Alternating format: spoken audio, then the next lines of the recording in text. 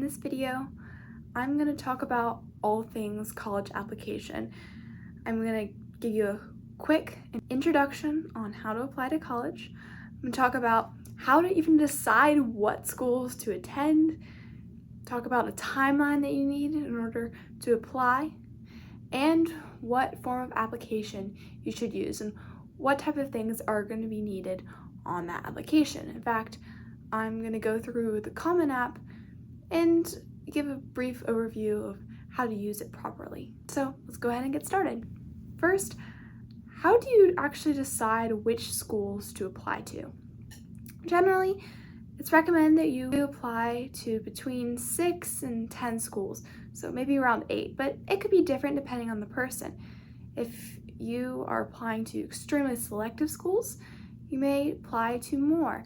If you have your heart dead set on one school in particular and you think you have a good shot on getting in, you may apply to fewer schools.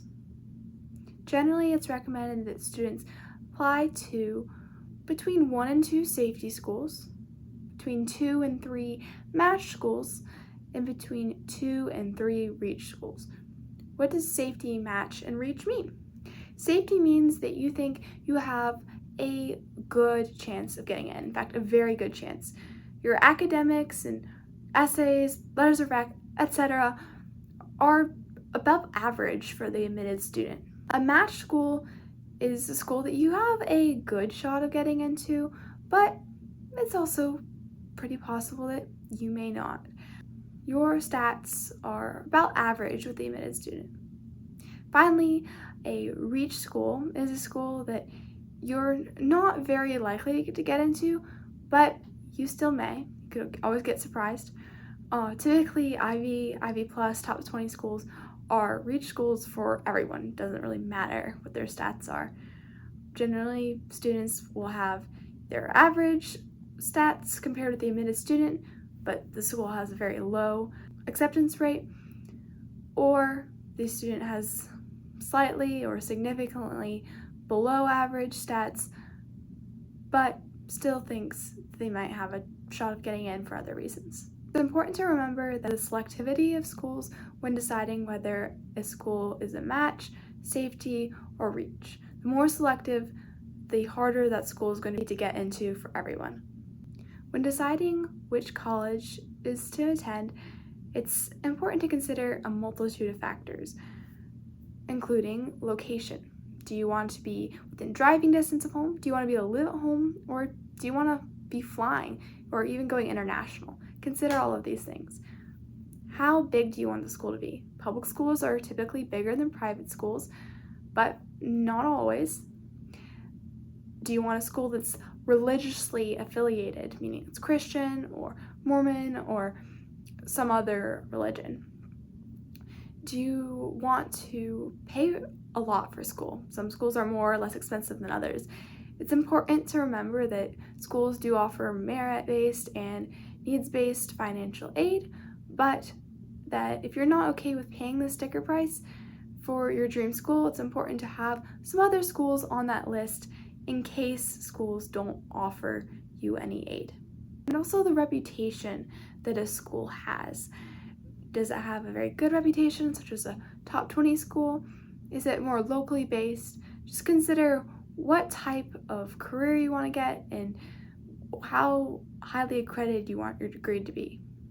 Right along with that, also consider what schools are good with the majors that you're interested in getting. If you're interested in STEM majors, there are going to be more technical schools that are going to give you a better education in those fields. And if you're interested in more liberal arts majors, education majors, music, that type of thing, again, there will be schools that are a better fit for you based on your major. Once you've identified around 10 to 12 schools that you might be interested in attending, it's time to pare them down based on your interest level. Could you actually see yourself attending these schools? If you have time, visit them, particularly at the end of your junior year or summer before your senior year. Of course, you could always visit them during your senior year. However, at this point, you're applying to college, so it's hard for the visits to actually give you enough information in order to help you decide whether to apply to that college or not at that point. It's best to go ahead and get it done before college applications start. So again, once you've identified that list, decide which schools you're actually going to apply to. 1 to 2 safety schools, 2 to 3 reach schools, 2 to 3 match schools. Once you know which schools you're going to apply to, then you can begin to create a timeline. The beginning of August is typically when college applications open, though depending on the school, some may allow you to apply earlier than that. Create a spreadsheet of all the dates that are required in order to submit the application, whether regular or early, and any other scholarship applications such as FAFSA or merit-based applications. Decide whether you are going to apply early or regular. Some schools offer early decision, meaning that if you're accepted to the school, you must immediately withdraw all your applications from other schools and you are binded to attending that school, no matter what their offer of financial aid is. So it's important you only apply early decision if 1, that school is your top choice, and 2, you are okay with paying sticker price. The second kind of decision is early action. This is non-binding, but it's similar to early decision, meaning that you have to apply a little bit earlier, and you generally are only going to do this if the school is your top choice. Some schools have restrictive early action, meaning you can only apply early to one school. An early decision is automatically restrictive no matter the school. However, some schools do have non-restrictive early action. So if your application is just ready to go early, it might be worthwhile to apply early in order to get an earlier decisions release. Some benefits to applying early are hearing back from the schools that you've applied to sooner and potentially receiving a boost in the admissions process, meaning that some schools are more likely to accept students who have applied early than regular. There is one more type of early decision. It's early decision 2. Typically, you'll fill this application out after receiving your admissions decision 1 back and being rejected to that school. Some schools will have an early decision 2, which is very similar to early decision 1, except you'll receive your college decision back about the same time frame as regular decision. The most common decision type that people are familiar with is regular decision. Typically, this is going to be due at the end of December or the beginning of January, and you hear back during March. Whereas all of the early decision or early action applications have a deadline between October and November. So once you have decided whether to apply to schools early or regular, it's time to create your timeline for creating your application. The most difficult thing and the most time-consuming thing is going to be essays. The first thing that you should write is the Common App essay, and this is going to take the most time because every single college you apply to is going to be seeing this essay. And just as a side note, I'm saying this assuming that you apply Common App. Most students do. There is also the Coalition application and the QuestBridge application. QuestBridge is better for students who have financial need, but again, most students apply via the Common App, so I'm going to just assume that you're doing that for the rest of this video. Then, depending on how early you need to submit your application by, begin working through supplemental essays. Most schools are going to require between 1 and 4 supplemental essays, but it's important to get a feel for that before you begin your application and figure out exactly how many essays there are and approximate how much time it'll take you to write each of these. Begin over the summer if possible, and at least by August when the application questions are released. If you're applying early, then you're going to have to work through the prompts for your early applications first and then work through your regular applications after that. make sure once you finish an essay prompt that you always let a parent or a friend look over it and give you some feedback. I'm just going to throw in one more information about college application timeline here. Generally, you want to ask your recommenders about a month at least beforehand for their recommendation letters. Your counselor is going to be very used to having this request. However, teachers may not be quite as used to this. It's important to know exactly how many letters of recommendation your college requires. Typically, it's going to be one counselor letter of recommendation and one teacher letter of recommendation. However, the colleges may require 2. So again, make sure you ask your teachers in advance. Typically, I'd recommend asking senior or junior year teachers. And one other thing to keep in mind when planning out your college timeline is if you are planning on submitting test scores, to make sure that you finish up taking standardized tests in the fall of your senior year. And when I say the fall, I really mean more like August and September. I don't mean October and November. So late summer of your rising senior year, preferably at the end of junior year, if at all possible. So how do you actually start your college application? Well, you need to go to commonapp.org and create an account as a first-year student. So once you've done that, sign in to the Common App and go to your dashboard. The first thing that you're going to do in order to start your college application is visit My Colleges and add all of the colleges using the college search tab that you plan on applying to. So I'll just add 2 random ones here. We'll put Aberystwyth. I don't know how to pronounce that name. I'm assuming it's not a highly selective college, and we'll just put Harvard for fun. And that way we can compare the requirements of the 2 colleges.